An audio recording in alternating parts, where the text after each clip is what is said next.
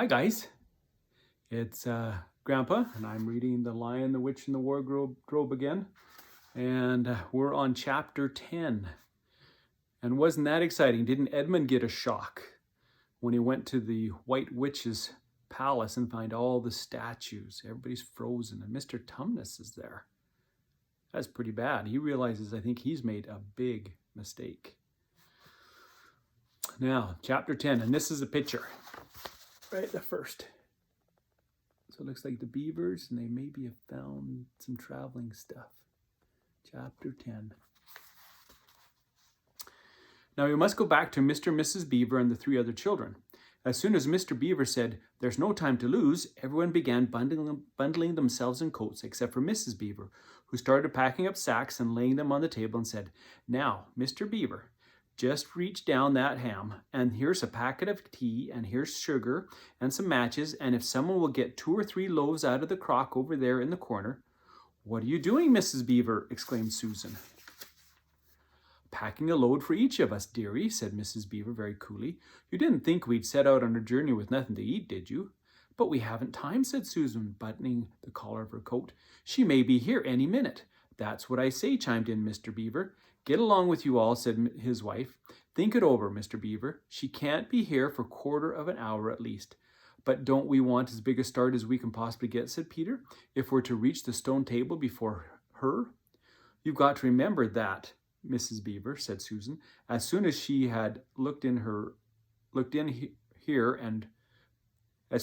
looks in here and finds we're gone, she'll be off at top speed." See, and here's another picture of them getting things ready. "That she will," said Mrs. Beaver, "but we can't get there before her, whatever we do, for she'll be on sledge and we'll be walking." "Then have we no hope?" said Susan. "No, don't go get fussing, there's a dear," said Mrs. Beaver, "but just get 1/2 clean handkerchiefs out of the drawer. Course we've got a hope. We can't get there before her, but we can keep under cover and go by ways she won't expect, and perhaps we'll get through." "That's true enough, Mrs. Beaver," said her husband, "but it's time we're out of this." "And don't you start fussing either, Mr. Beaver," said his wife. "There, that's better. There's 5 loaves, and the smallest for the smallest of us. That's you, my dear," she added, looking at Lucy. "Oh, do please come on," said Lucy. "Well, I'm nearly ready now," answered Mrs. Beaver at last, allowing her husband to help her into her snow boots. "I suppose the sewing machine's too heavy to bring." "Yes, it is," said Mr. Beaver. "A great deal too heavy. And you don't think you'll be able to use it while we're on the run, I suppose?" "I can't abide the thought of that witch fiddling with it," said Mrs. Beaver, "and breaking it or stealing it as likely as not." "Oh, please, please, please do hurry," said the 3 children. And so at last they all got outside, and Mr. Beaver locked the door. "It'll delay her a bit," he said, and they set off, all carrying their loads over their shoulders.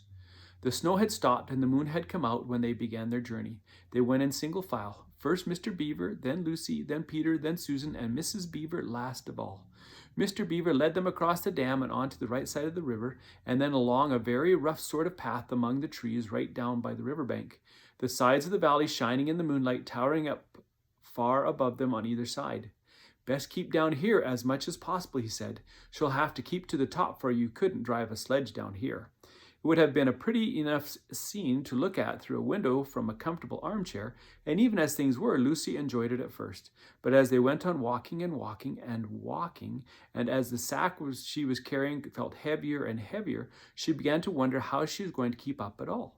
And she stopped looking at the dazzling brightness of the frozen river with its waterfalls and ice and the white masses of the treetops and the great glaring moon and the countless stars, and could only watch the little short legs of Mr. Beaver going pad, pad, pad, pad, pad through the snow in front of her as if they were never going to stop. Then the moon disappeared and the snow began to fall once more. And at last Lucy was so tired that she was almost asleep and walking at the same time, when suddenly she found that Mr. Beaver had turned away from the river bank to the right and was leading them steeply uphill into the very thickest of bushes. And then as she came fully awake, she found that Mr. Beaver was just vanishing into a little hole in the bank, which had been almost hidden under the bushes until they were quite on top of it. In fact, by the time she realized what was happening, only his short, flat tail was showing. Lucy immediately stooped down and crawled in after him. Then she heard noises of scrambling and puffing and panting behind her, and in a moment all 5 of them were inside. "Wherever is this?" said Peter's voice, sounding tired and pale in the darkness. I hope you know what I mean by a voice sounding pale. "It's an old hiding place for beavers in bad times," said Mr. Beaver, "and a great secret. It's not much of a place, but we must get a few hours of sleep." "If you hadn't all been in such a plaguey fuss when we were starting, I'd have brought some pillows," said Mrs. Beaver. It wasn't nearly such a nice cave as Mr. Tumnus, Lucy thought, just a hole in the ground, but dry and earthy. It was very small, so that when they were all laid down, they were all bundled up close together, and what with that, and being warmed up by their long walk, they were really rather snug. If only the floor of the cave had been a little smoother. Then Mrs. Beaver handed round in the dark a little flask of which everyone drank something. It made one cough and sputter a little and stung the throat. But it also made you feel deliciously warm after you'd swallowed it, and everyone went straight to sleep. It seemed to Lucy only the next minute, though really it was hours and hours later, when she woke up feeling a little cold and dreadfully stiff, and thinking how she would like a hot bath.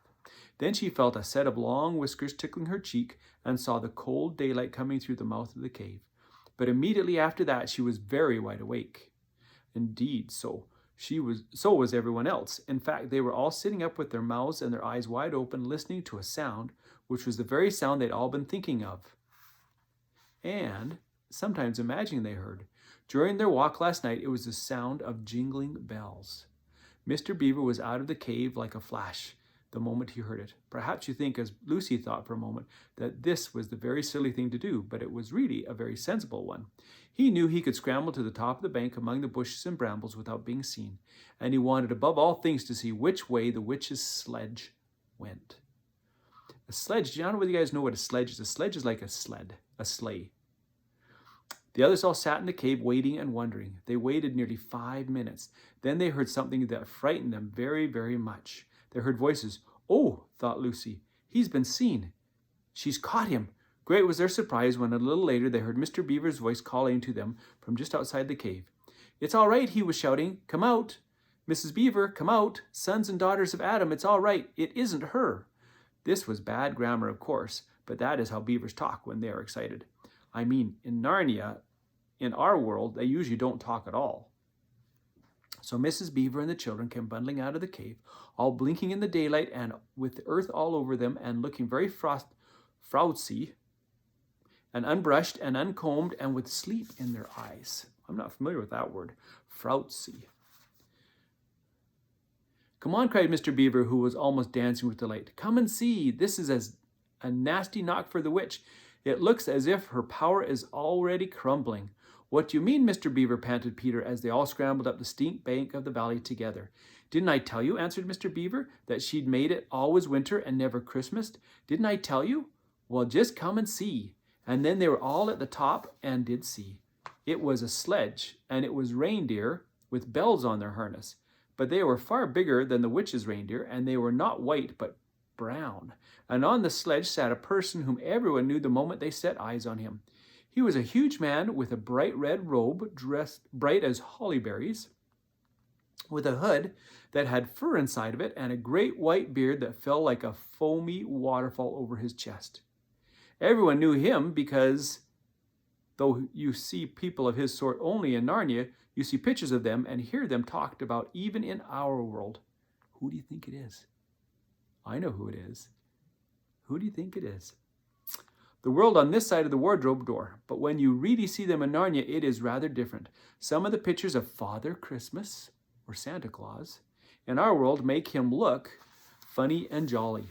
But now, when the children actually stood looking at him, they didn't find it quite like that. He was so big and so glad and so real that they all became quite still. They felt very glad, but also solemn. "I've come at last," said he. "She has kept me out for a long time, but I have got in at last. Aslan is on the move. The witch's magic is weakening." And Lucy felt running through her that deep shiver of gladness which you only get if you are being solemn and still. "And now," said Father Christmas, or Santa Claus, For your presents, here is a new and better sewing machine for you, Mrs. Beaver. I will drop it in your house as I pass." "If you please, sir," said Mrs. Beaver, making a curtsy. "It's locked up." "Locks and bolts make no difference to me," said Father Christmas. "And as for you, Mr. Beaver, when you get home, you will find your dam finished and mended and all the leaks stopped and new sluice gate fitted." The sluice gate is the part where the water comes out. They open it up so the water comes out. Mr. Beaver was so pleased that he opened his mouth very wide and then found he couldn't say anything at all. "Peter, son of Adam," said Father Christmas. "Yes, sir," said Peter. "These are your presents," was the answer. "And they are tools, not toys. The time to use them is perhaps near at hand. Bear them well." With these words, he handed to Peter a shield and a sword. The shield was the color of silver, and across it there ramped a red lion, as bright as a ripe strawberry at the moment when you pick it. The hilt of the sword was of gold, and it had a sheath and a sword belt and everything it needed, and it was just the right size and weight for Peter to use. Peter was silent and solemn as he received these gifts, for he felt they were a very serious kind of present. "Susan, Eve's daughter," said Father Christmas, "these are for you." And he handed her a bow and a quiver full of arrows and a little ivory horn. "You must use the bow only in great need," he said. "For I do not mean you to fight in the battle. It does not easily miss. And when you put this horn to your lips and blow it, then wherever you are, I think help of some kind will come to you." Last of all, he said, "Lucy, Eve's daughter." And Lucy came forward. He gave her a little bottle of what looked like glass, but people said afterwards that it was made of diamond, and a small dagger. A dagger is a knife. "In this bottle," he said, "there is a cordial made of juice of one of the fire flowers that grow in the mountains of the sun. If you or any of your friends is hurt, a few drops with this will restore them. And the dagger is to defend yourself at great need, for you also are not to be in the battle." "Why, sir," said Lucy, I don't know, but I think I could be brave enough." "That is not the point," he said, "but battles are ugly when women fight. And now, here," he suddenly looked less grave, "here is something for the moment for you all." And he brought out, I suppose from the big bag at his back, but nobody quite saw him do it, a large tray containing 5 cups and saucers, and a bowl of lump sugar, a jug of cream, and a great big teapot of all sizzling and piping hot.